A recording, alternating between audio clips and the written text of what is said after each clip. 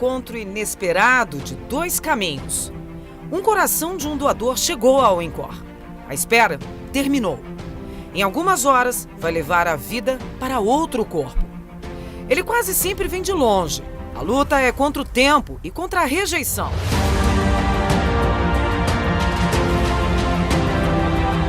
Os médicos se preparam na antessala. Lá dentro, a equipe está pronta. O paciente também. O coração sai da mala e vai para outro corpo. Cirurgias como essas são rotina dos grandes centros especializados em transplante no mundo. 4.500 transplantes de coração por ano. No Brasil, são 380. A primeira vez foi em 26 de maio de 1968, no Hospital da Universidade de São Paulo, pelas mãos do cirurgião Euríclides de Jesus Zerbini e sua equipe. O doador Luiz Ferreira de Barros, um jovem atropelado por um carro. O receptor era João Ferreira da Cunha, tinha 23 anos, era lavrador em Mato Grosso. Morreu 28 dias depois de rejeição imunológica. Mas como pode um órgão tão vital e tão complexo bater forte em outro corpo? O que mudou nestes 50 anos? E o que vem por aí? No Em Discussão Especial, a gente conta a história dos 50 anos do primeiro transplante de coração no Brasil.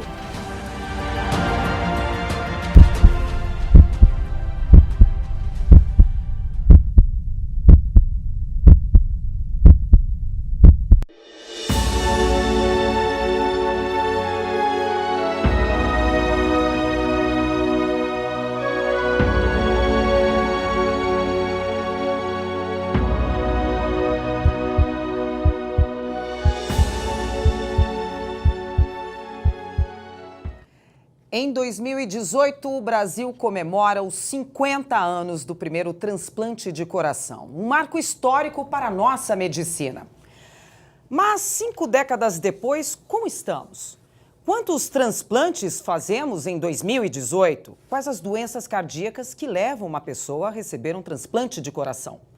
Qual será o futuro dos transplantes? O programa Em Discussão Saúde vai conversar com o cardiologista Dr. Jarba Jackson Dinkinson, ele que é cirurgião cardiovascular, e também com Nair Fidelis, que já passou por 3 transplantes.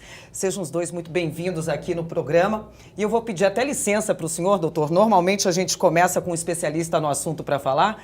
Para apresentar melhor aqui a nossa personagem, a nossa convidada que veio aqui para o estúdio. Eu te apresentei como Nair Fidelis, mas eu acho que eu posso acrescentar no meio aí desse nome Nair Guerreira Fidelis. 4 corações bateram nesse corpo. Conta pra gente a sua história, Nair. Então, eu vim de Minas, né? E vim para São Paulo, eu vim bem. Aí, com o passar do tempo, eu comecei a sentir falta de ar, muito cansaço. Procurei um médico, fizeram um exame, não descobriram, né, o porquê. Com 15 dias, eu já não conseguia dormir mais. Cheguei a passar 15 dias encostada no travesseiro, na cama, não conseguia dormir. É mesmo? Porque se eu dormisse, eu me sufocava, né, muita falta de ar. Aí paguei um médico particular, aí ele descobriu que era Chagas. Descobriu que era Chagas. Sim. Você então é mineira, Sim. Criada em Minas Gerais, no interior de Minas Gerais? Isso, interior mesmo. Qual cidade? Josenópolis, Minas Gerais, município de Grão-Mogol. E você falou que descobriu aí a doença de Chagas, que Sim. provavelmente você deve ter adquirido lá em Minas Gerais. Porque aqui depois você veio para São Paulo morar, tocar sua vida, viver aqui. Sim. Teve filhos aqui? Sim. Quantos? Tive 2 lá em Minas, 2 aqui em São Paulo. 2 em Minas, 2 em São Paulo. Isso. E todas essas gestações foram... Normal. Não tive problema nenhum, graças a Deus. Foi tudo bem. Você provavelmente, então, já tinha doença lá de Minas, veio para São Paulo, ainda teve mais 2 gestações. Uhum. Nada apareceu, nada aflorou. Não. E depois de um tempo, quando a doença resolveu agir, se pronunciar, em 15 dias você Isso. não levantava da cama? Não. Com 15 dias que ela manifestou, né? Aí foi acho que mais ou menos 1 ano e meio de sofrimento até eu chegar ao transplante. Né? 1 ano e meio? 1 ano e meio, porque quase 1 ano foi eu tentando descobrir e não conseguia, né? Aí quando eu paguei um médico particular, aí que ele mandou fazer uma ultrassom com urgência, aí que descobriu. Aí ele falou que eu teria que fazer uma cirurgia. Só como era particular, eu não teria condições de pagar.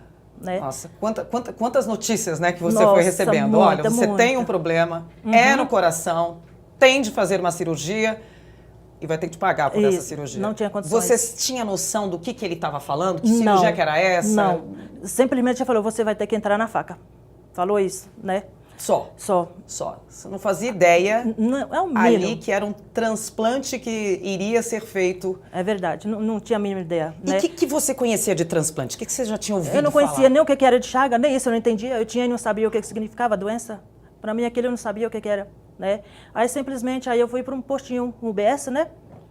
Aí me deram encaminhamento para aqui para o Dante Pazanese. Isso Aí, foi então, há 20 anos? Há 22 anos atrás. 22 anos. anos. Porque de transplante tem 21, está fazendo 21. Transplante tem 21. Isso. Então, aí no Dante Pazanese, aí que me acolheram, né? Aí que veio a etapa, né? O procedimento, o primeiro transplante. Passar aqui para o doutor Jarbas, muito bem-vindo. O senhor estava lá no início dessa história com a Nair?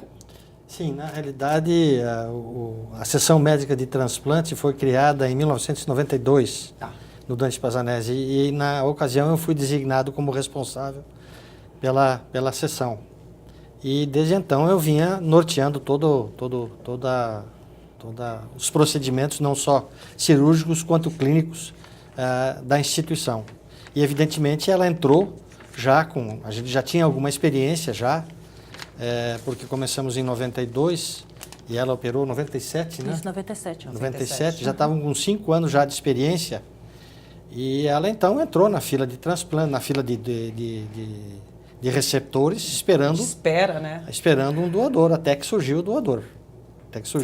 Na realidade, ela tinha um quadro de miocardiopatia chagásica grave, terminal. É mesmo? A expectativa de vida não era mais que 6 meses. Geralmente, pacientes portadores de miocardiopatia, de um modo geral, a expectativa de vida é meses, não é anos, é meses, às vezes semanas. E aí surgiu o doador, que foi compatível com ela, e nós fizemos o procedimento, que correu, graças a Deus, tudo em ordem, tudo tranquilo. Inclusive, na época, eu já tinha introduzido uma técnica nova, chamada bicaval bipulmonar, que é um implante que a gente tecnicamente diz que é um implante total. Era diferente da técnica que o Dr. Zerbini tinha feito, bem diferente. E, digamos, de uma resolutibilidade bem melhor. E ela saiu bem, tranquilo, não teve problema nenhum, teve um pós-operatório sossegado, tranquilo, se adaptou bem às drogas imunossupressoras para evitar a rejeição. Né? Vida seguiu. E teve alta. Vida, né? E teve alta. Vida seguiu. O senhor já sabia que iria ser um cirurgião cardiovascular, que iria fazer transplantes lá no início da sua carreira? Como é que foi isso daí? Na realidade, eu comecei minha atividade profissional em janeiro de 1971. Eu vim de Porto Alegre, me formei lá. 3 anos depois do primeiro transplante aqui no Brasil. E fui, trabalhei na equipe do Dr. Adib por muitos anos, não é? E quando começou a surgir os transplantes, eu achei um procedimento que me atraía demais e eu passei a me interessar por ele. Né? Lá nos anos 70 ainda? Não, nos anos 70 não tinha ainda. Não tinha. Porque, na realidade, o transplante cardíaco e os transplantes, de um modo geral, sofreram uma modificação muito importante a partir de 1983, 84, quando surgiu uma droga imunossupressora muito eficaz, chamada ciclosporina. Porque até então, os pacientes eram transplantados, mas não resistiam por causa que não havia um sistema imunossupressor que evitasse que houvesse a rejeição. Quando surgiu a ciclosporina, isso aconteceu. E aí os resultados passaram a se incrementar e melhorar cada vez mais. E com isso foi proporcionando maior número de procedimentos. O senhor tem noção quantos transplantes o senhor já fez ao longo da sua... Eu acredito uns 350. Uns 350. Hoje a gente fala em números de 380 no último ano aí contabilizado. Parece um número pequeno, mas se a gente for colocar também de outro ângulo, é mais de um por dia que acontece aqui no Brasil. Sim. Mesmo assim, ainda parece pouco, né? É pouco. É pouco. Muito pouco. Não está muito aquém de que digamos, a população necessita de doentes com miocardiopatia. O que acontece, querida? Na realidade, o receptor é selecionado, portador de uma miocardiopatia. Ele vai para a fila de espera na Secretaria de Saúde e fica à espera. E ele entra numa fila cronológica. E quem está aí na frente, vindo o doador que é compatível, recebe o coração. Ainda tem isso, tem que casar esses dois caminhos, não pode ser. E aí só o que acontece? Quem mais precisa. Só para você ter uma ideia, a mortalidade de espera, em fila de espera, é quase 50%. Ui. Por quê? Porque nós não temos doador. Porque se a gente tivesse doador, é a mesma coisa do que hoje, quando eu vou trocar uma válvula cardíaca, eu tiro ela da prateleira e coloco dentro do coração. Numa boa, qualquer hora do dia ou da noite. Pronto. E pronto. Mas, infelizmente, com o coração a gente não tem essa possibilidade. Se tivesse, a gente fazia transplante todo dia. Todo dia. Todo dia. Pode ter certeza. E por que não tem coração? Porque, na realidade, a questão da doação de órgãos aqui no Brasil ainda é complexa, ainda precisa de mais, digamos, conhecimento por parte da população, mais concordância por parte das famílias, no sentido de ceder o órgão quando já não existe mais possibilidade de sobrevida. Quando o paciente está, como a gente chama, em coma encefálico. Aí não tem jeito. Aí não tem jeito. Não tem jeito. Aí só serve mesmo, porque o coma encefálico, na realidade, mantém do pescoço para baixo tudo íntegro, funcionando. Mas para cima já não tem mais função nenhuma. Então isso significa que todo o organismo vai parar ao cabo de 24, 48 horas, invariavelmente, por causa do coma encefálico. E mesmo assim, a gente tendo esses casos, podendo ter todos esses órgãos, que aí eu já não estou falando mais só do coração, estou falando de pode aproveitar todos. Infinitos aí, aproveitar todos, a gente sem dúvida. Acaba não tendo acesso a isso daí. Exatamente. Acaba não tendo acesso. Exatamente. Por que você acha que isso acontece? Porque, na realidade... Por que as famílias não, elas não sabem? Falta de conhecimento das famílias, falta de uma abordagem mais contundente por parte das autoridades, das autoridades públicas, não é, no sentido de mostrar de que um indivíduo em coma encefálico não tem mais sobrevida, entende? Não tem mais sobrevida.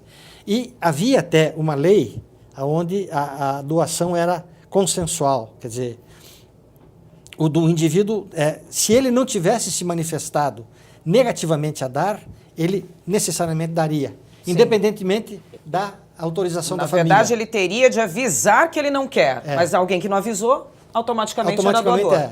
Então, a família não podia intervir. Tá. Hoje, a gente só pode ter o doador quando a família permite. Se a família não permitir, não dá para tirar. Complicado isso daí, né? Complicado isso daí. Complicado. Eu imagino a sua situação, Nair. 3 vezes nessa fila de espera. Né? 3 vezes nessa fila de espera, né? Não foi uma vez só. Não, foi 3 vezes. Como é que foi essa primeira vez aí na fila de espera? Vai operar, Nair. O seu problema é caso cirúrgico, só que agora a gente vai ter que esperar alguém doar um coração. Caiu a sua ficha? Também não. Tipo assim, quando eu recebi o primeiro transplante, eu já estava internada. Eu estava aqui no Dante mesmo, internada. Nem voltou para casa, nem conseguiu hospital. Eu estava internada mesmo porque eu estava muito mal mesmo, né? Então era... Você sabia que você tinha... Prioridade. Isso, assim, total, ligou a luz vermelha ali. Isso, é verdade. Você sabia que você tinha pouco tempo de vida? Não. Não sabia? Não, mas eles não falaram para mim, mas não precisava nem falar, que é pela minha situação, né? Eu já percebia mesmo, né? Mas eu geralmente, eu nunca passou isso na minha cabeça que eu ia morrer também. Não. Eu simplesmente estava lutando, né? Mas não tinha medo nem achei que ia ser o meu fim também. Aí, geralmente, como eu estava internada... esses dias contando as horas, meu Deus? Pensando, será que é hoje que eu morro? Será que é amanhã? Será que eu aguento até... Então, né? Geralmente, essa possibilidade não foi muito forte para mim. Não chegou, bom. Né? Não. Simplesmente, o que vinha na minha mente é que eu ia fazer a cirurgia e ficar bem e poder tomar água, que é o que vinha na minha cabeça, era a sede. Você tinha muita sede e não podia ali... Aí meus médicos falavam para mim, a doutora de leite, né, eles, né, tudo, né, então falava, você fazendo a cirurgia, você vai poder tomar muita água, então aquilo me incentivava, né, aí eu falava, vou poder tomar muita água, né, então aquilo então eu não pensava em ir embora, só pensava em recuperar e tomar água. Quanto tempo você ficou no hospital? nesse período aí de nesse espera? Período de espera, geralmente eu fiquei quase um ano, né? Porque era 2, 3 dias em casa e 15 no hospital, porque eu passava mal, não ficava mesmo, era internado o tempo todo. Aí tinha alta, uma Isso, pequena melhora, vai para casa, volta para o Chegava em hospital. casa, eu passava mal, voltava de novo. Começava a inchar toda, né? Aí voltava para casa, voltava para o hospital. Aí que eles falaram, apareceu um doador. Aí eu fiz a cirurgia. Aí durou 2 meses, né? O primeiro. Espera aí que a gente vai voltar nesse assunto aqui, porque a história da Nair é para lá de interessante, curiosa e rara. No dia 26 de maio de 1968, o professor Euríclides Zerbini, cirurgião cardíaco, fez o primeiro transplante de coração humano do Brasil. Ele foi realizado apenas 5 meses depois do primeiro do mundo. De lá para cá, técnicas foram mudando. Mas a maior diferença, no entanto, não está na cirurgia, mas na descoberta de imunossupressores. Eu sempre falo que poucas intervenções na medicina são tão impactantes na vida de uma pessoa como o transplante. Imagine a emoção que eles devem ter tido vendo aquele primeiro transplante, né? Aquele coração batendo no peito de uma pessoa, né? Vindo de outra pessoa. Ato de amor ao próximo, né? Fazer o bem sem olhar a quem.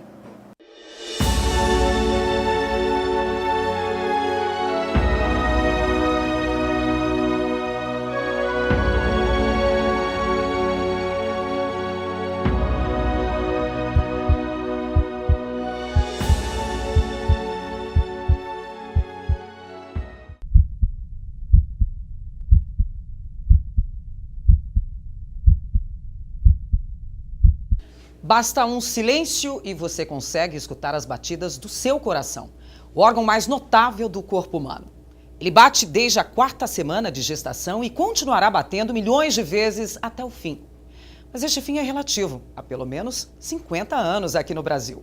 Em 26 de maio de 1968, no Hospital das Clínicas, em São Paulo, foi realizado o primeiro transplante de coração do Brasil e da América Latina.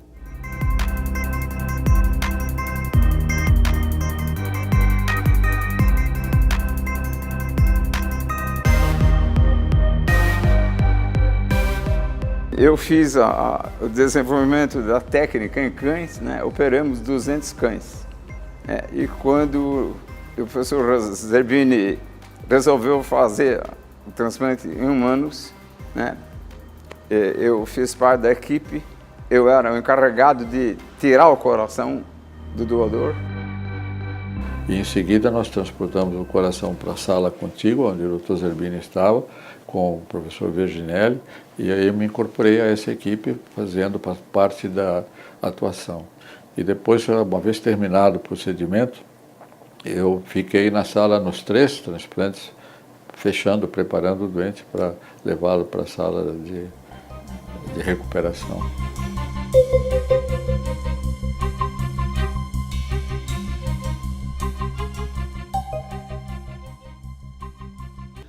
A equipe do Dr. Euríclides Zerbini entrou para a história ao realizar o primeiro transplante de coração no Brasil, que aconteceu apenas 5 meses após o primeiro procedimento deste gênero no mundo.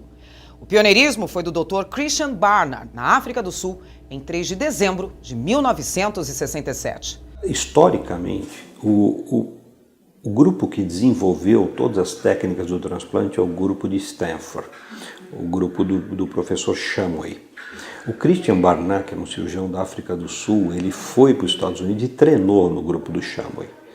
Os Estados Unidos estavam prontos para fazer o primeiro transplante no mundo. Só que as questões éticas nos Estados Unidos eram mais difíceis de você vencer aquele momento revolucionário, um momento disruptivo, né, que a gente fala hoje, que seria o primeiro transplante. Então, quando o professor Barnard voltou para a África do Sul, ele teve mais facilidade e foi o primeiro a fazer o transplante.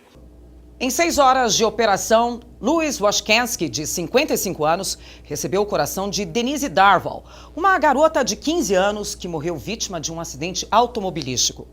Washkansky morreu 18 dias após a cirurgia em função de uma pneumonia, porque teve a imunidade afetada pelo uso de medicamentos para evitar a rejeição ao órgão transplantado. O Barnard começou em 67, né, em dezembro, e aquilo causou um espanto no mundo tão grande que já praticamente 3 dias depois nos Estados Unidos se fez o primeiro transplante cardíaco numa criança que acabou falecendo, e em seguida o Shumway, que é lá da Stanford também, e muitos outros fizeram. Aqui no Brasil foi feito em maio de 68, o professor Zerbini fez o primeiro no Brasil, na América Latina. 4 anos antes da equipe do Dr. Zerbini entrar em ação, em 19 de abril de 1964, aconteceu o primeiro transplante de órgão no Brasil. Foi um rim, transplantado no Rio de Janeiro. De acordo com a Associação Brasileira de Transplante de Órgãos, o rim é o órgão do corpo mais transplantado, seguido pelo fígado. O coração é o terceiro.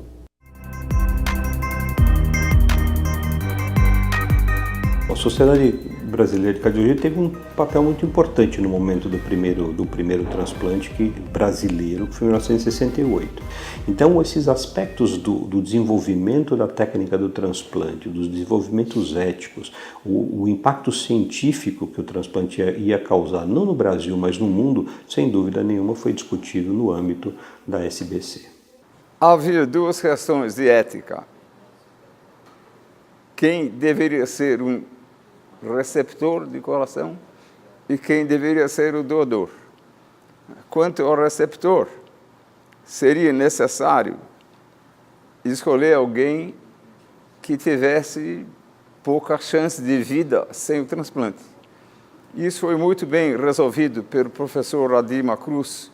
Ele indicou transplante para 10 doentes que faleceram antes de dar tempo de fazer o transplante. No 11º, que foi o João Boiadeiro, aí o transplante saiu.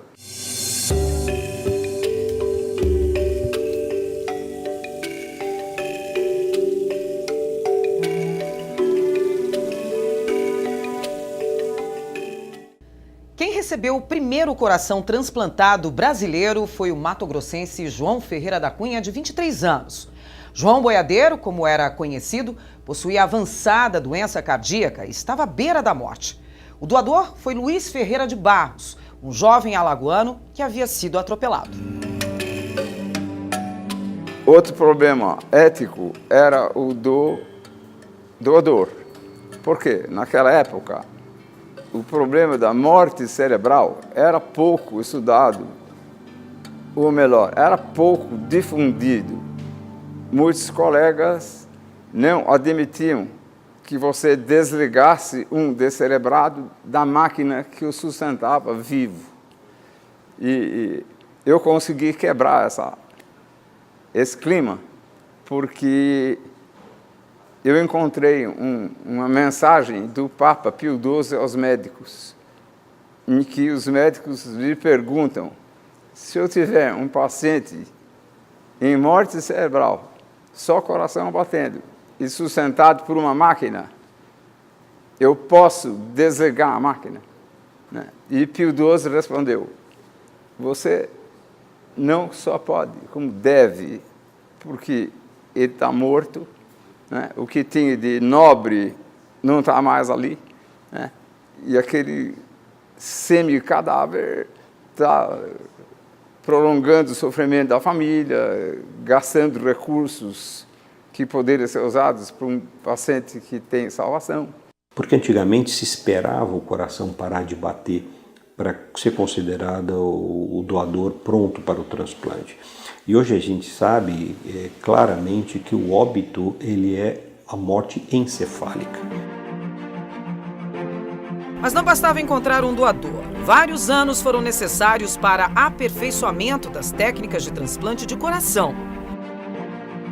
João Boiadeiro, por exemplo, faleceu menos de um mês depois da cirurgia por causa da rejeição ao órgão transplantado. A equipe de médicos de transplantes cardíacos enfrentou inúmeras dificuldades. Faltava conhecimento, sobretudo, sobre a seleção de um doador. A seleção do ponto de vista imunológico, da compatibilidade dos órgãos do doador e do receptor. Faltava também uma adequação da terapia anti-rejeição e, sobretudo, o diagnóstico da rejeição. Então, essa identificação se fazia tarde. Isso aconteceu com o nosso primeiro paciente. Ele faleceu com, enfim, quase 27º dia e por rejeição aguda. Por causa do alto índice de mortes por rejeição ao órgão, os transplantes cardíacos foram suspensos por mais de uma década. Esta realidade só mudou depois de 1980, com a descoberta da ciclosporina, uma droga imunossupressora. Mudou a técnica cirúrgica, os cuidados de terapia intensiva avançaram muito, apareceram novos medicamentos imunossupressores que fazem com que os pacientes tenham menos rejeições, com menos efeitos colaterais. Hoje nós temos um arsenal de avaliação imunológica, né, para tentar minimizar os efeitos da rejeição. Década a década, nós vemos o resultado do transplante melhorando. Em 2017, o Brasil bateu o recorde de transplantes de coração na comparação com 2016. Foram 380 procedimentos, 6,4% a mais. Aumentou também a taxa de doadores efetivos, em 14%. Para este ano, a expectativa é que 440 transplantes cardíacos sejam realizados. Até dezembro de 2017, 255 pessoas estavam na lista de espera por um novo coração no Brasil.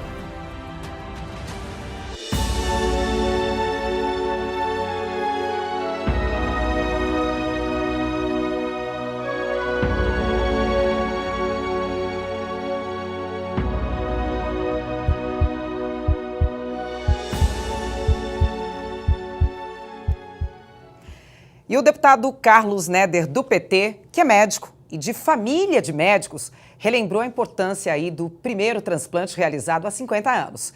E o quanto que isso ajudou no aprimoramento das técnicas utilizadas nas atuais cirurgias. Vamos ver. Meu pai, médico, cirurgião geral, conviveu bastante com o Dr. Zerbini e também com o Dr. Adib Jatene, com quem eu tive a oportunidade também de conviver quando fui secretário de saúde do município de São Paulo.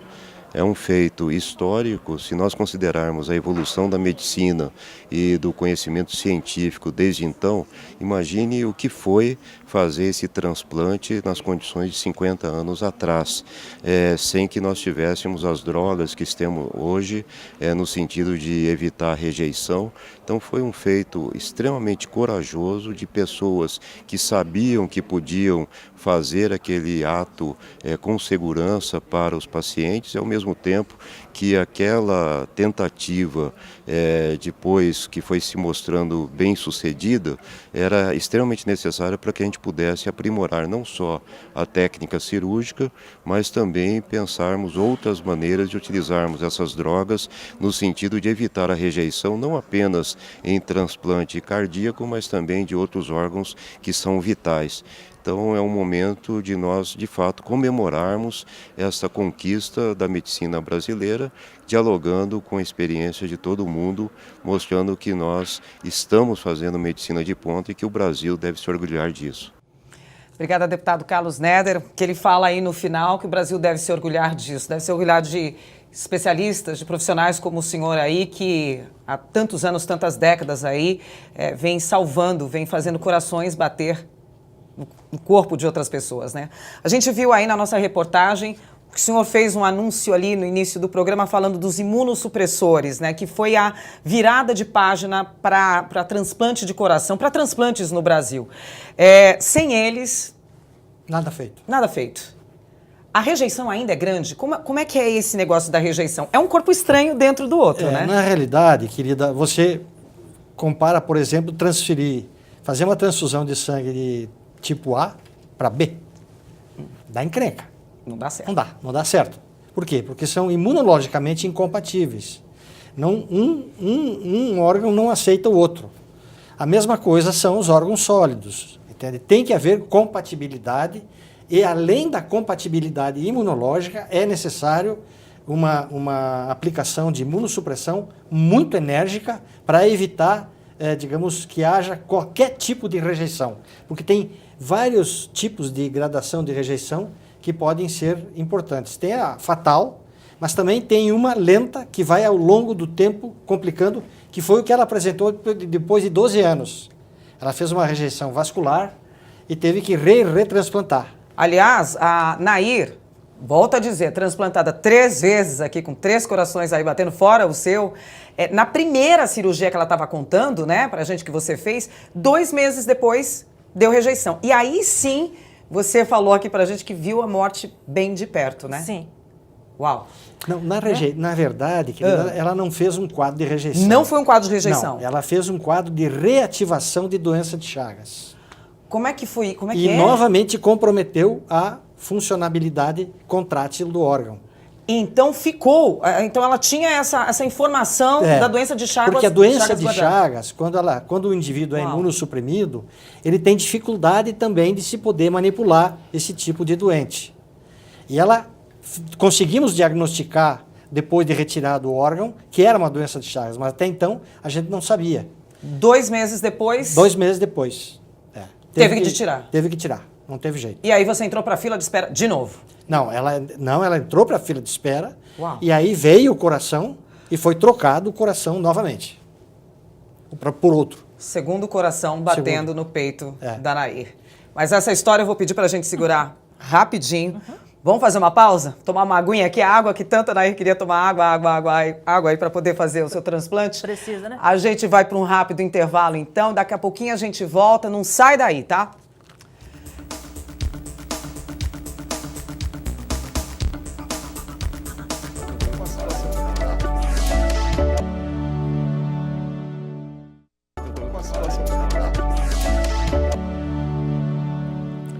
Cinco décadas depois, os transplantes estão longe de serem um feito médico incomum. Em 2016, por exemplo, foram realizados mais de 6 mil transplantes de coração no mundo. O programa Em Discussão Saúde fala sobre os 50 anos do primeiro transplante de coração no Brasil. Por isso estão aqui conosco o Dr. Jarbas Jackson Dinquisten, ele que é cirurgião cardiovascular, e também a transplantada Nair Fidelis. No intervalo aqui, a gente abriu uma outra discussão aqui que o Dr. Jarbas estava explicando para todos nós, na verdade, o quanto essa linha pós-transplante é muito tênue, né, para a sobrevida do paciente, né? Ou é da rejeição ou é da infecção. E o paciente não pode esquecer de tomar aí remédio. Não. Nenhum. Não. Na realidade, o paciente caminha no fio de navalha. Se ele for muito para um lado, ele pega infecção. Se ele for muito para o outro, ele pega rejeição. Então, o controle clínico tem que ser extremamente delicado e acurado para evitar que haja desvios e com isso possa desencadear um fenômeno qualquer. Não pode esquecer de tomar remédio, né, Nair? Não, não pode. Não pode esquecer de tomar remédio. não pode. Aí eu estava falando que você passou por essa história então, foi transplantada, primeira vez, 2 meses depois, tá de novo no centro cirúrgico, partindo para o segundo... Isso, Segundo coração. O terceiro no seu peito. E sim. Primeiro foi o seu que você nasceu, já teve o primeiro transplante, aí tá indo para o segundo transplante. Aí você já tinha passado por tudo isso. Aí você já sabia como é que era essa novela. Sim. Como é que foi? A expectativa, essa espera aí, como é que foi? E o espera e o saber do depois. Será Então. que vai rejeitar de novo? Será que vai ter... Então, aí, eu fiz o transplante, não consegui nem, não chegou nem pegar, não recebi alta, não fui para casa, no hospital mesmo já fiquei, né, porque já começou a dar, o procedimento, né, igual ele está falando, Não o doutor estava falou, recuperando. não estava. recuperando. Aí fiquei 2 meses, né, eles fizeram de tudo para salvar, né, para tentar salvar esse coração, não deu certo. Aí que eles vieram e falaram para mim, vamos ter que trocar o coração de novo, fazer o transplante. E aí? Como é que foi a sua reação? Aí, para mim foi normal, porque como a rejeição dava muitas dores, o problema que eu tinha dava muitas dores no corpo, muita mesmo. Aí eu falei, tudo bem, vamos lá. Aí eles já me colocaram na fila da espera, né? Não era nem fila, não. Tipo assim, né, doutor? O que ia chegando, ele já ia testando ver se servia para mim. Aí Deus ajudou, que deu certo, aí veio um. Né? Aí falou, aí vamos fazer o transplante às 7 horas da noite. Aí já chegaram, eu assinei o termo de responsabilidade, né? Tá. E fui para centro cirúrgico, foi para sala. Né? Que eu estava muito mal. Que as enfermeiras lá falaram que eu não ia conseguir sair da mesa, que eu estava mal mesmo, né? Quantos anos você tinha? Tava com 32, 33 por aí já. E 4 filhos? Isso, e 4 filhos. E 4 filhos. Isso. Aí fiquei 7 dias na UTI. Voltei vivinha pro quarto de novo, cheguei bem, graças a Deus, né? Com um mês eu recebi alta, aí sim eu fui levar minha vida de 14 anos normal, graças a Deus. Aí você ficou com esse coração batendo no seu peito, firme e forte, por quanto tempo? 14 anos. 14 anos? 14 anos. E o que aconteceu de novo, doutor? E aí, quando... Foi outra coisa. Depois de passar esse tempo, evidentemente, uma das coisas que é necessário é o paciente ter uma ligação muito, muito, muito forte com a equipe que cuida dela no lugar onde foi feito o transplante. E ela sempre foi muito disciplinada, não só para tomar a medicação, para vir às consultas, fazer as chamadas biópsias cardíacas para ver como é que está a qualidade da imunossupressão, etc. E ela veio bem, muito bem, muito bem.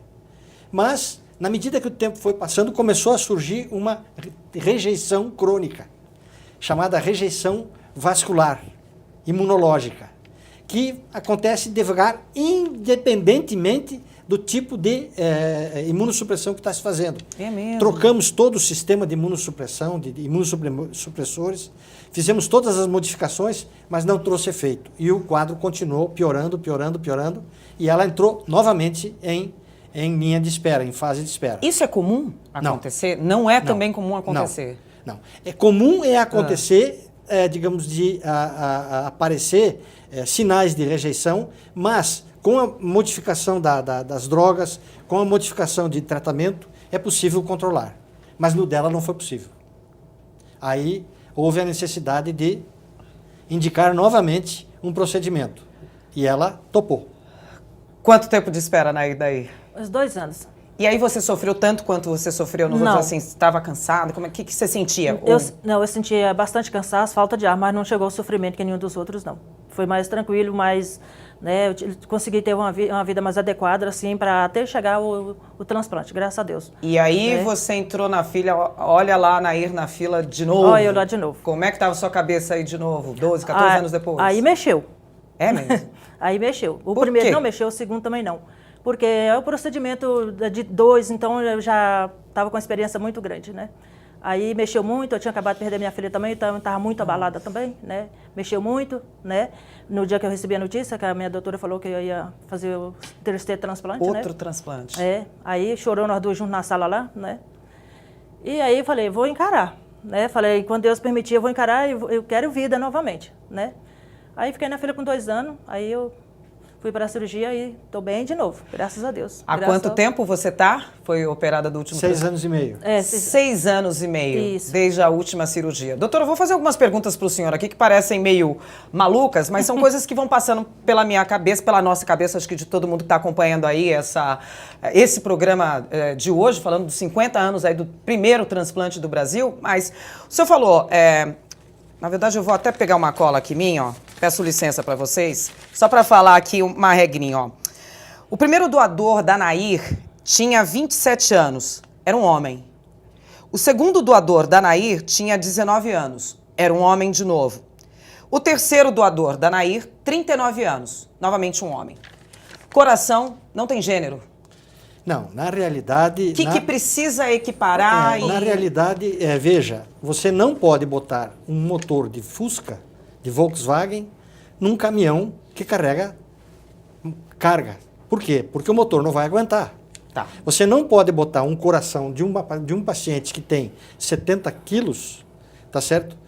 Num paciente que tem 150. Por quê? Não vai Porque aguentar. esse coração não dá conta de tocar o volume. Porque, na realidade, o organismo tem a chamada volemia, que é a quantidade de sangue. Isso que tem que é estar... o que regula justamente o funcionamento do coração. Que é o que esse motor bombeia. Se a volemia é muito alta para aquele coração, ele distende e para. Então, tem que haver equivalência de superfície corporal, superfície de peso. De idade, não. Idade, não. Idade, não. Quer dizer, até certo ponto. Tá. E, naturalmente, os aspectos imunológicos, né, que são tipo sanguíneo e depois vários outros marcadores imunológicos. Isso estando contemplado, então é perfeitamente possível fazer. Mas é necessário isso ser feito rigorosamente para que não hajam problemas. Se você for botar, por exemplo, um coração de uma criança de 40 quilos num indivíduo de 70 quilos, vai dar problema. Não vai aguentar. Certo. Não vai aguentar. Esse coração não tem, força suficiente e volume suficiente para suportar essa quantidade de volume de sangue que ele tem que movimentar. Tem que botar, no mínimo, uma diferença aí de 4, 5, 6 quilos e olha lá. E olha lá. Então, fora toda essa Isso fila de espera. se for sexos iguais. Se for mulher e homem, tem que respeitar mais ainda. Mais regras ainda. Porque o coração da mulher é um pouco mais fraco que o do homem. É mesmo. Se possível, sempre que der, usar o coração de uma mulher mais pesado do que da do receptor. Entende?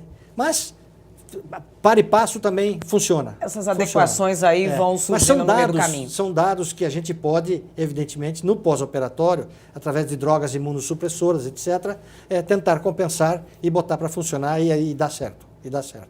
Ótimo, ótimo. Ótimas informações aqui, enriquecendo cada vez mais e tirando a dúvida de todo mundo. E olha só, gente, o Brasil bateu o recorde de transplantes de coração em 2017, como a gente falou aqui. Foram 380 procedimentos realizados.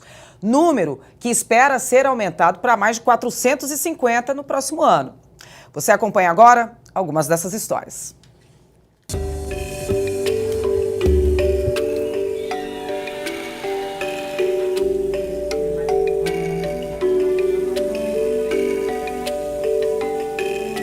Eu tive um começo de infarto, fui para o hospital e lá descobriram que eu tinha arritmia e fomos investigar a arritmia, deu doença de Chagas.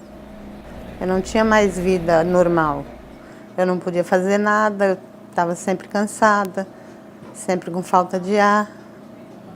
Então o transplante é uma chance para mim ter uma vida mais longa. Se eu for imaginar um paciente antes do transplante, ele tem falta de ar, inchaço, cansaço, as mínimas atividades do dia. Às vezes tomar um banho é uma dificuldade, se alimentar é uma dificuldade. E depois do transplante ele pode fazer esporte, inclusive esporte de competição. Eu estou ansiosa, já estou na fila há 49 dias. Que o transplante vai correr tudo bem, eu vou voltar para casa bem. A fila de espera, ela hoje no Brasil é pautada basicamente por 3 normas. Uma lei, uma portaria do Ministério da Saúde e um decreto. Hoje, a administração dessa fila é feita pela Coordenação Geral do Sistema Nacional de Transplantes, que aloca doadores para determinados receptores em áreas de abrangência regional e até nacional.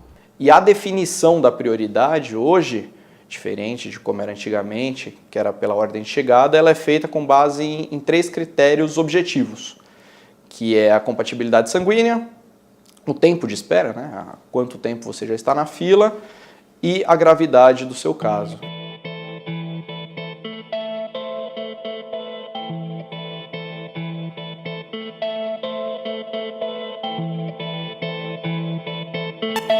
A organização desse sistema é muito complexa, do ponto de vista de transporte, logística, comunicação entre as equipes de transporte aéreo, terrestre.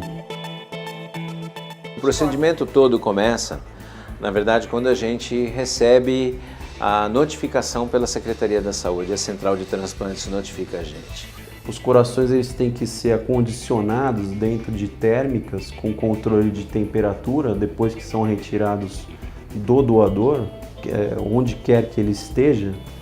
E nós temos um tempo limite pelo qual o coração pode ficar fora do corpo sem bater, que é de 4 horas.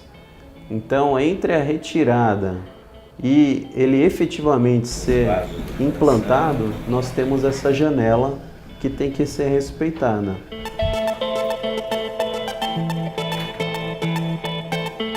É um privilégio e uma honra poder trabalhar nesse ramo da medicina, onde a gente tem a capacidade de ajudar a pessoa, ajudar as pessoas e especialmente ser o conversor, ou no sentido de que uma sensação de perda muito grande, a gente consegue reverter e a gente consegue converter esta sensação de perda num ganho, e um ganho por muitos e muitos anos.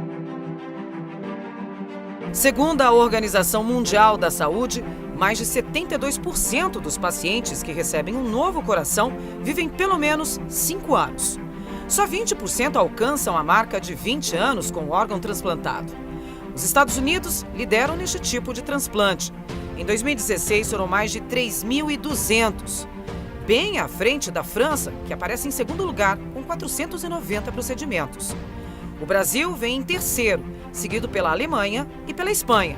Ironicamente, passado mais de 50 anos, a África do Sul aparece bem atrás no ranking, com apenas 14 cirurgias. Tinha uma insuficiência cardíaca e o coração já bem dilatado, um tamanho bem grande. E mesmo após eu descobrir isso, eu nunca deixei de beber, fumar e continuei sempre fazendo uso de droga. Pela insuficiência eu me tratava só com remédio, eu tinha tido várias internações. Foi onde eu tive a última agora. Foi onde eu fiquei lá dentro e foi relatado que só tinha 17% de funcionamento do coração e que a única solução era o transplante. Sabia que era grave, mas eu não tinha noção. Então aí eu comecei a ter noção quando eu vi que ele foi parar lá dentro, que aí ele ficou muito ruim mesmo, né? Teve parada, ele ficou pesando 40 quilos, então assim, ele não andava mais, então ele só vivia deitado, então foi difícil, porque ela estava com 2 anos, então era só eu e ela sempre perguntava dele.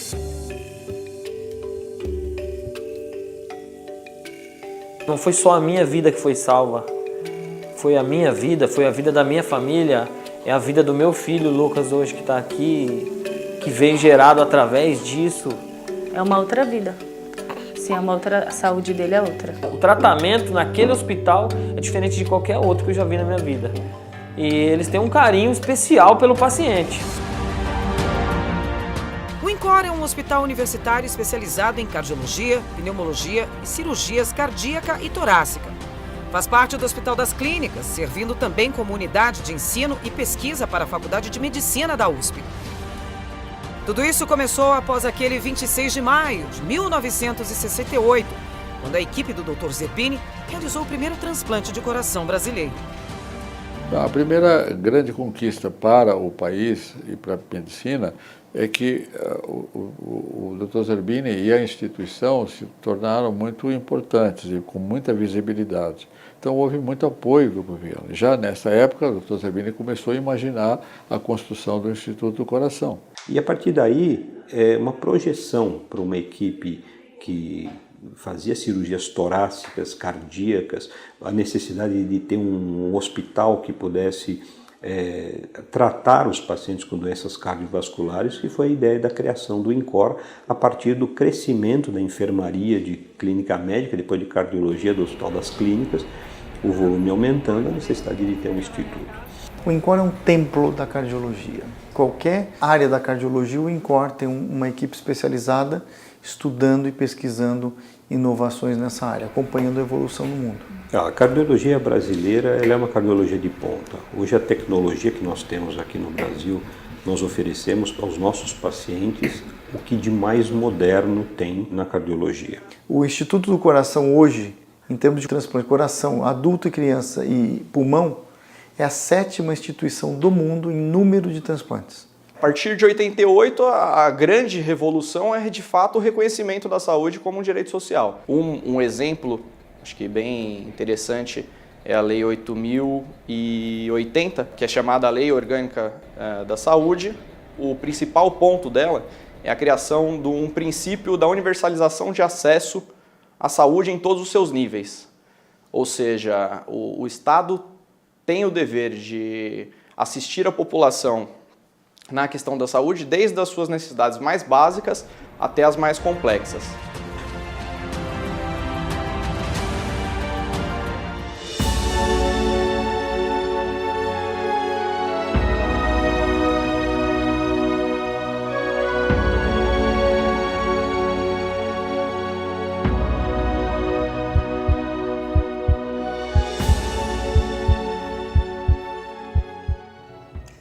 E o deputado Luiz Carlos Gondim, do PTB, parabenizou toda a categoria de cardiologistas brasileiros.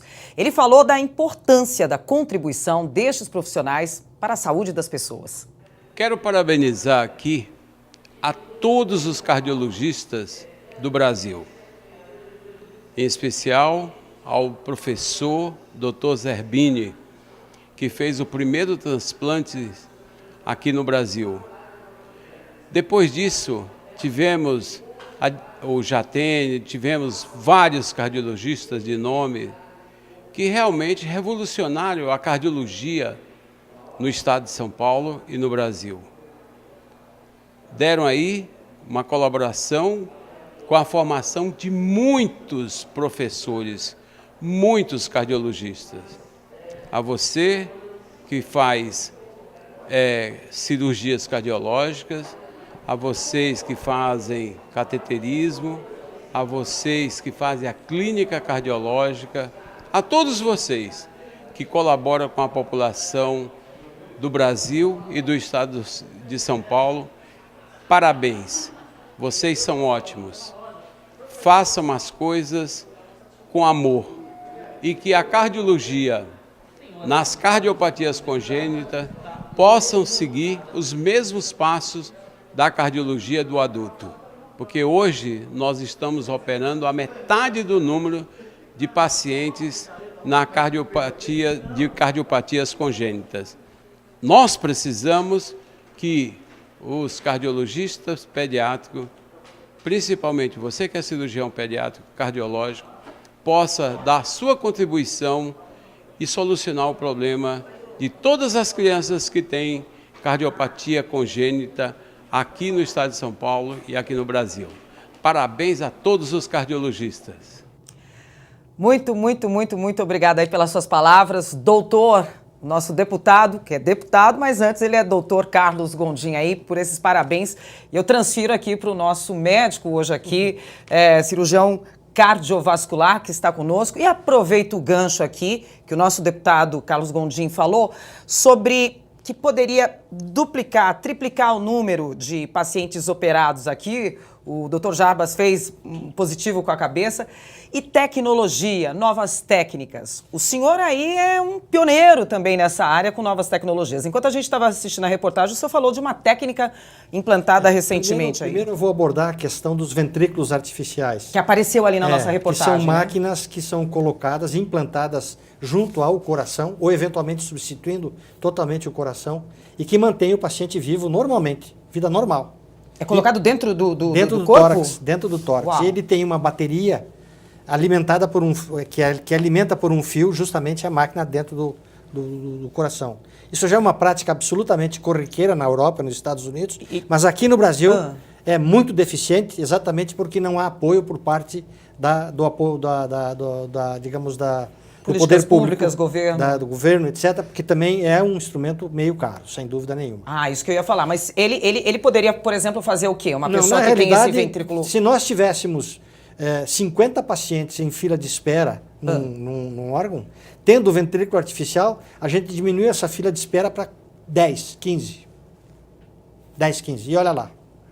Porque as máquinas segurariam o tempo suficiente para que surgisse o doador compatível. Por causa de dinheiro, muito caro, essa técnica não é muito É um procedimento realmente dispendioso, mas o impacto é muito grande.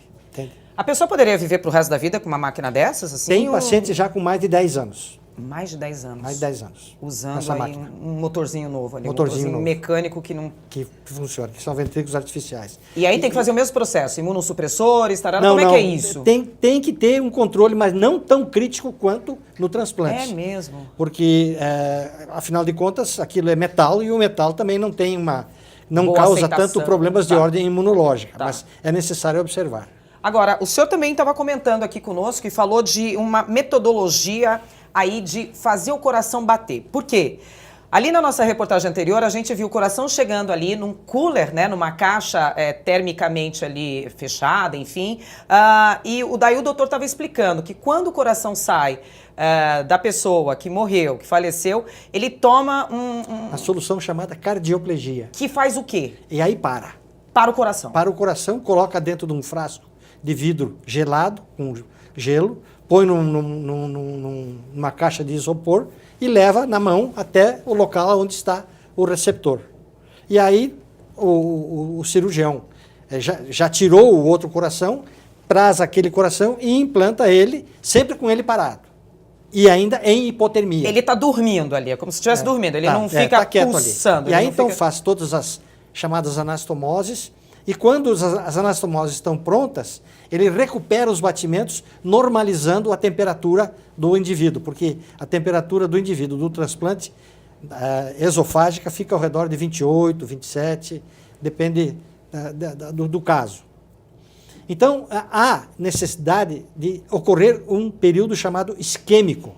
E esse período isquêmico tem um corte padrão que é de 4 horas. Que são as tais 4 horas que o coração está vivo fora de um corpo. 4 horas ele suporta bem a isquemia, fica parado. Uau. Mas 6 horas, a dificuldade dele voltar a bater é muito grande e pode não sair, não dar certo e o paciente falecer na mesa. Ter todo um transporte, um centro cirúrgico preparado, o paciente já... Não, tem que ter... ele se ele sai de Mogi das Cruzes, ele não pode vir de carro. Ele tem que vir de helicóptero.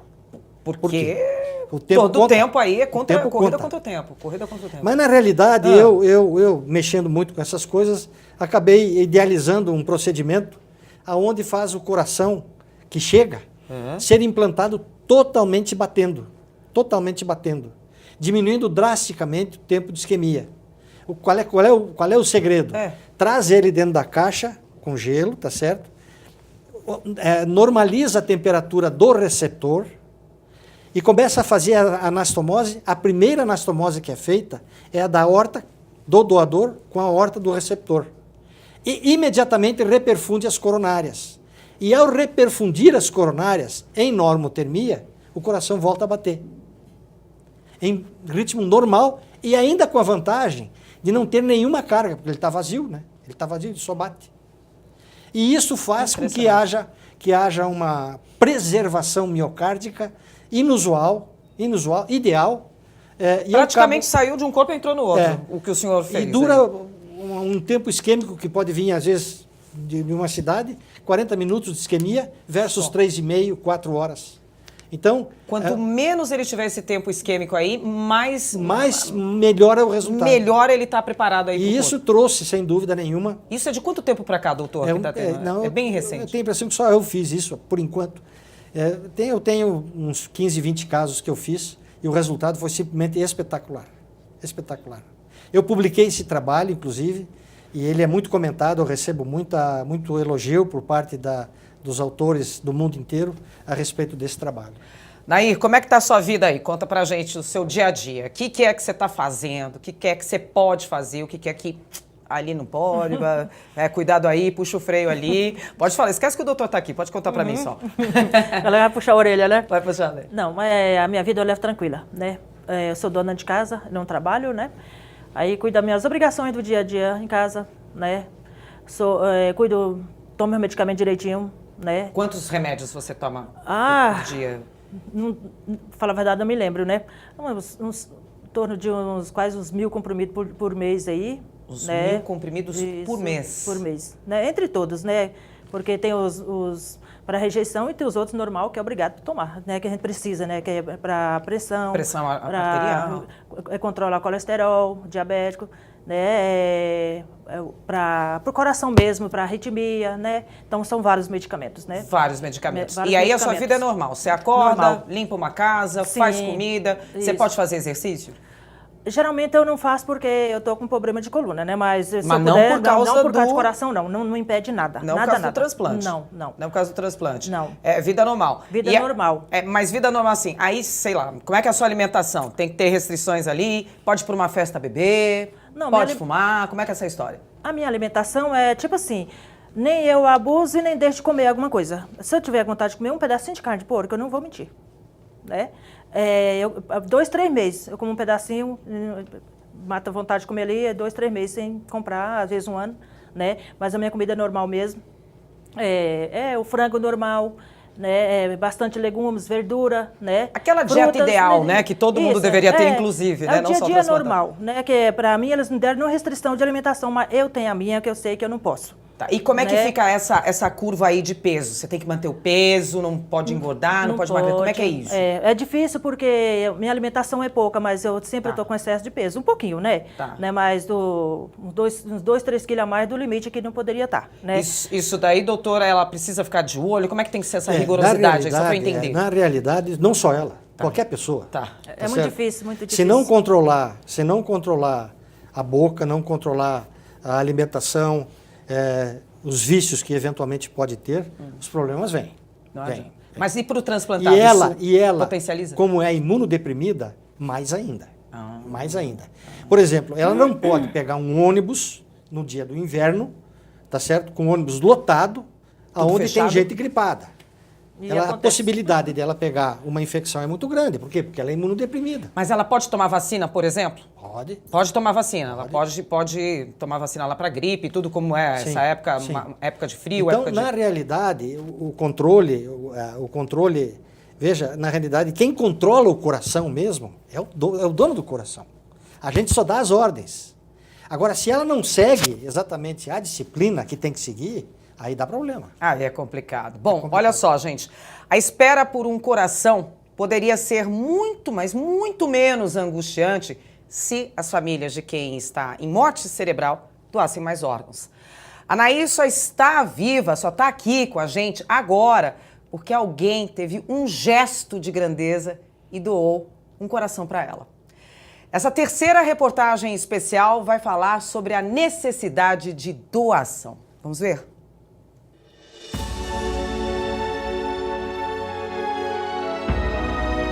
O Brasil tem o maior sistema público de transplante do mundo. Então nós temos uma disponibilidade maior de doadores, por exemplo, do que a Europa, que a população é mais envelhecida, tem poucos doadores, poucos acidentes, tem poucos... a violência urbana é menor, por outro lado, isso é o lado que faz com que o Brasil tenha também mais potenciais doadores. Porque ainda hoje o grande problema no transplante é a doação. Ela é escassa e cada vez é menor, no mundo inteiro. É porque o traumatizado, ele sobrevive muito. Então, quando ele vira um doador, ele está muito comprometido, ele perde a qualidade. Então, não há crescimento dos transplantes. O transplante atingiu um platô e vem caindo lentamente. Não existem número de doadores suficientes para o número de pacientes que precisam receber um coração. Daí que o uso dessas máquinas de coração artificial suplantaria a necessidade que não é alcançada com o número de doadores. E de um outro lado, existe o problema da doação, da utilização de corações transgênicos, especificamente do porco. É o animal que mais tem características semelhantes ao homem no termo do coração e de outros órgãos, e que, se preparados transgenicamente para que ele não seja rejeitado, quer dizer, você vai ter criações específicas de animais que poderiam ser excelentes doadores disponíveis a qualquer momento, né? Ao lado dos ventrículos mecânicos que estão em franca evolução e progresso.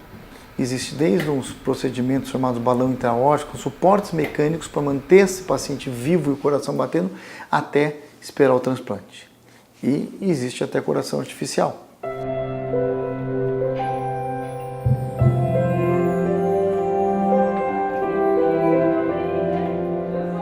Não tinha nada. Minha primeira filha foi uma gravidez super tranquila, mas logo após o parto da Isabela, aí eu tive uma miocardiopatia, né, pós-parto, e foi onde eu desenvolvi insuficiência cardíaca. Quando eu recebi a notícia que eu tinha a doença, já foi um baque, porque aí eu não pude cuidar da minha filha, ela saiu do hospital, eu fiquei. O que eu mais temia era que um dia o médico pudesse falar para mim que eu tinha que fazer um transplante. Em novembro, quando eu internei, a gente fez os exames pré-transplante, aí o médico identificou que eu tenho muito anticorpos, que quer dizer que eu tenho um alto índice de rejeição, que é contraindicado para o transplante. E aí foi outra notícia, outra cratera. Aí existia-se uma possibilidade, que era fazer o tratamento de dessensibilização do sangue. Eu fiz, depois dos 15 dias que eu fiz o exame, veio a notícia que o meu painel não tinha reduzido em nada e que realmente não seria possível fazer o transplante. O médico falou, né, que a alternativa era a gente colocar o dispositivo. E eu não tinha noção do que era, não tinha nem ideia do que era. Fiquei muito assustada. O grande salto que ocorreu dentro dessa tecnologia foi a possibilidade do paciente sair do hospital com esse coração artificial, com certas restrições, porque o aparelho precisa, para geração de energia, para ele funcionar, de baterias elétricas que tem que estar sempre acompanhadas do paciente, e tem um cabo externo pelo qual um controlador controla todas as funções daquele coração artificial. Ela tem em torno de 3,5 kg, assim. Mas assim, eu já acostumei, sabe? No começo, quando eu olhei, eu falei, nossa, como é que eu vou usar vestido? Só que já tá dando para usar meus vestidos, assim, no joelho, tranquilo, já. Quero fazer um cinto também. Quero fazer um cinto. Um cinto que daí eu coloco as baterias do lado e o controlador na frente. E eu vou que vou ganhar o mundo.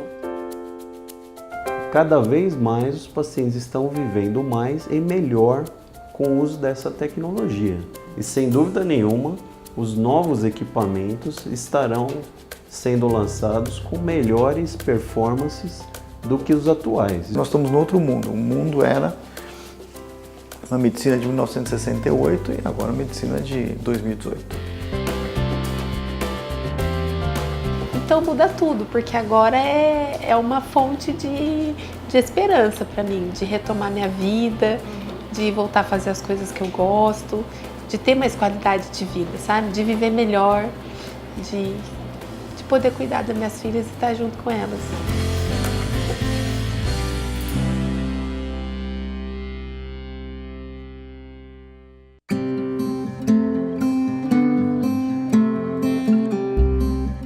Eu tive meu filho aos 25. Quando eu tinha 27 anos, eu fui diagnosticado com a doença de Chagas. Eu já estava com aumento do miocárdio, que é o inchaço do coração. Eu já estava com arritmia, né, e com bradicardia tudo ao mesmo tempo.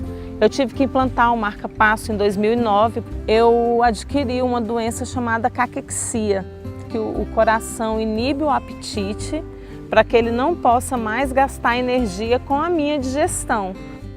Eu estava muito fraca, né? O coração não tinha mais forças para bombear o sangue para o resto do meu corpo. E aí, com isso, eu emagreci 17 quilos. Com o passar do tempo, eu fui ficando cada vez mais fraca, ao ponto de não conseguir levantar do sofá da minha casa para ir até o meu filtro, que é muito próximo, e beber um copo de água. Eu tinha que pedir ou para o meu esposo ou para o meu filho. Após o banho, o simples movimento de pentear o cabelo me cansava, eu não dava conta de mais nada.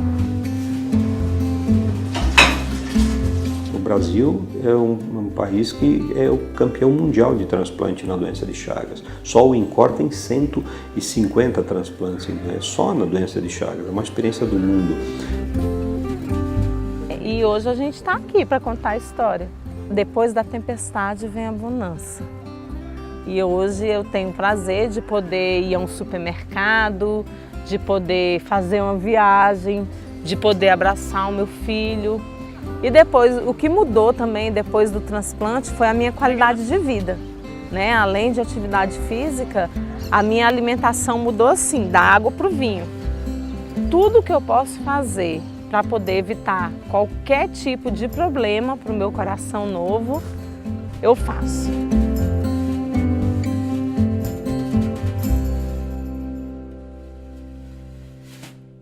A mudança da incidência de doenças cardiovasculares, ela obedece o que acontece no mundo. Hoje as pessoas comem mal, estão mais obesas, fazem menos exercícios, infartam mais, têm o estresse, esse mundo competitivo.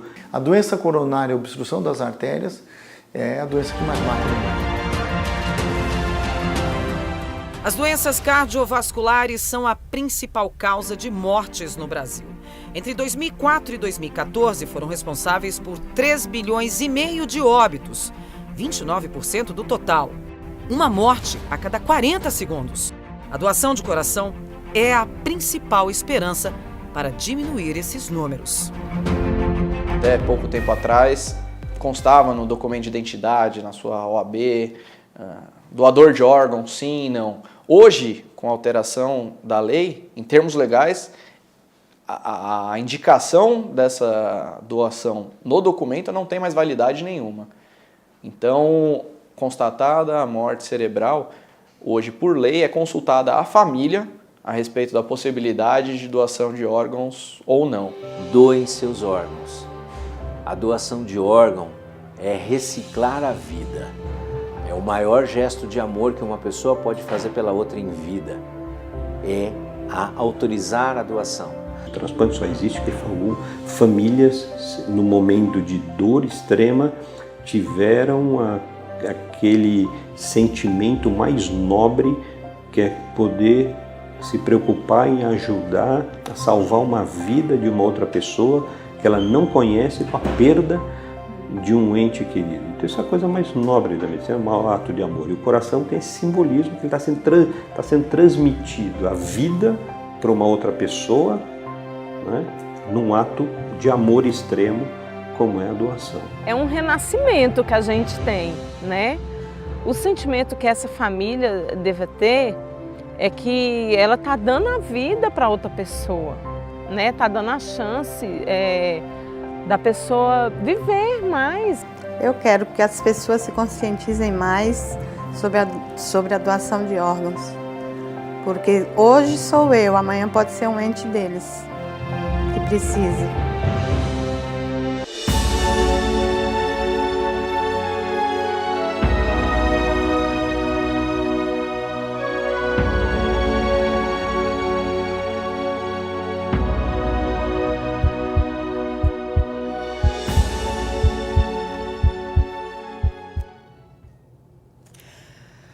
Antes de eu voltar aqui a continuar com as nossas informações com os nossos convidados aqui, eu preciso fazer um agradecimento aí às imagens e às entrevistas, algumas delas cedidas aí pela nossa querida TV Justiça de Brasília. Muitíssimo obrigada por essa doação.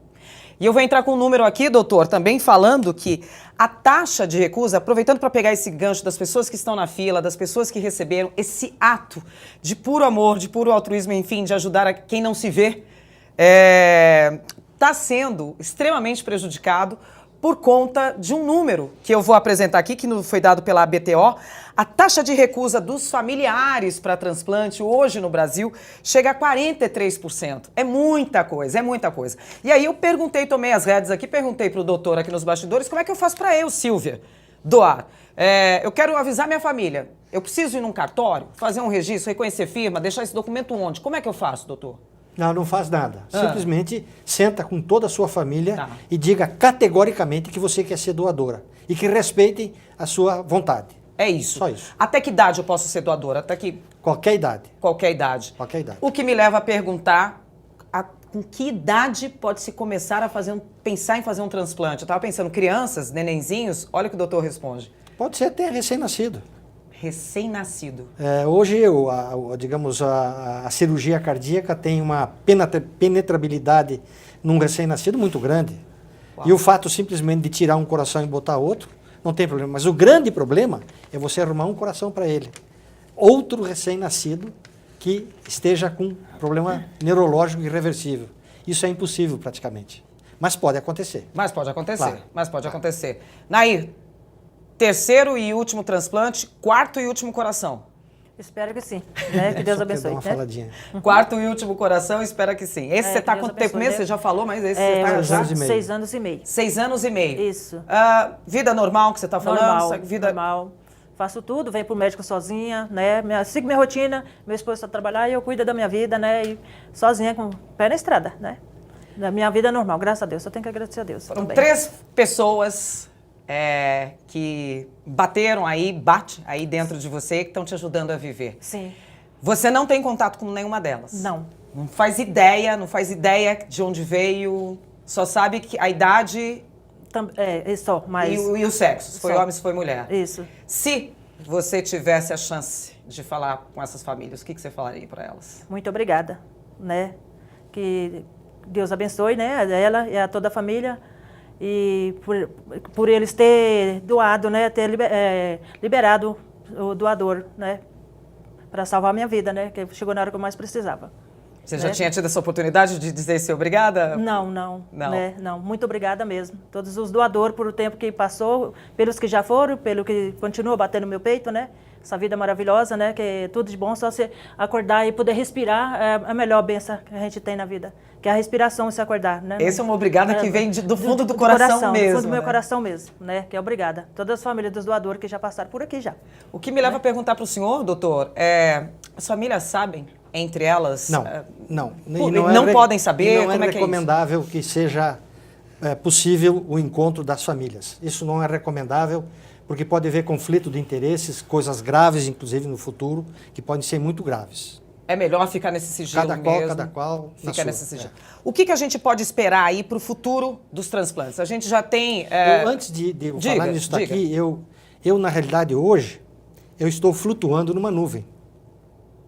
Você pode imaginar eu, tendo do meu lado, uma criatura que eu transplantei 3 vezes e está 21 anos viva, aqui do meu lado. Isso é um privilégio que eu tenho fora do comum.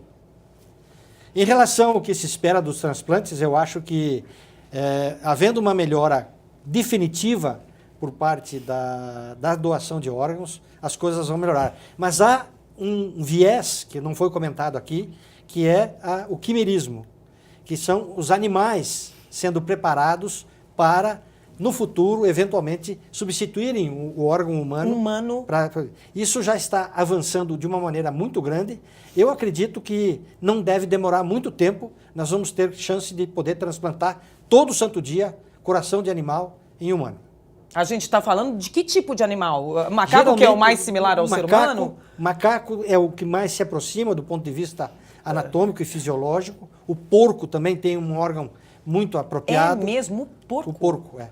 Mas, na realidade, como existem problemas imunológicos, infecciosos e uma série de aspectos, não dá para a gente cogitar.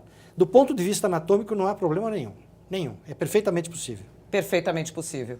São Paulo aí é o espelho para o resto do país, mas isso não está acontecendo só aqui também em São Paulo, né? De novas técnicas, de transplantes, isso é no país inteiro. Não, o país é uma realidade. Ele evoluiu bem nesses últimos tempos. Ele evoluiu bem nesses últimos tempos. Antigamente a gente tinha 10 anos, 15 anos atrás, 4 ou 5 serviços no máximo no país inteiro. Entende? Mas hoje já está evoluindo. Está evoluindo. Nair, o tempinho está acabando aqui do programa. Te desejo muita saúde, mas não é pouca não, é muita saúde e que você perdure por anos e anos e anos. Você tem algum recadinho para dar aqui para sua família, para todo mundo, para a equipe médica toda aqui que te deixou até hoje com a gente aqui? O que você tem para falar? Tudo bem, muito obrigada primeiramente a você, né, para nós poder, né, esse momento bom, né, da nossa vida, né, que Deus permitiu para a gente, né, que só tem que agradecer a Deus. Eu tenho que agradecer muito, primeiramente, Deus, né, segundo o Dante Pazanese, meus médicos, né? Sim. Tá aqui, minha bênção aqui, né? Que primeiramente Deus, eu converso igual ele e a equipe médica, né? E a minha família que esteve do meu lado, né? Uau! Né? E a minha força de vontade que Deus me deu, né? Porque eu lutei muito, né? Muita fé em Deus, né? Nunca acordei e falar, não, hoje eu vou desistir. Pelo contrário, minha fé só aumenta mais, a minha força, né? E estou aqui, graças a Deus. E que Deus toca no coração de todas as pessoas, né? Que sejam doadores, né? Para salvar muitas vidas, né? Que estão na fila. Nair Guerreira Fidelis, muitíssimo obrigada aqui pelo seu depoimento emocionante no nosso programa. Obrigada. Doutor, suas palavras finais, por favor. Não, eu naturalmente agradeço profundamente a oportunidade, a gente podendo dar informações para a população de um modo geral a respeito dessa questão que é um pouco complexa, que é a doação de órgãos, o que é o transplante, como é que funciona, poder ver um paciente transplantado de uma forma extraordinária e está aí com tudo cheio de vida. Isso aí só traz mais, digamos assim, entusiasmo quando se aborda esse tipo de problema. E eu agradeço a oportunidade. Obrigado. Muitíssimo obrigada. Portas abertas dessa Casa de Leis aqui da TV Alesp para vocês. Muitíssimo obrigada mesmo. Bom, gente, o programa Em Discussão Saúde fica por aqui. Se você quiser rever essa entrevista sensacional, acesse o nosso canal no YouTube TV Alesp. Obrigada pela sua audiência, até o nosso próximo encontro. E mais um recado para vocês. Eu sou doadora. E você? Tchau, gente.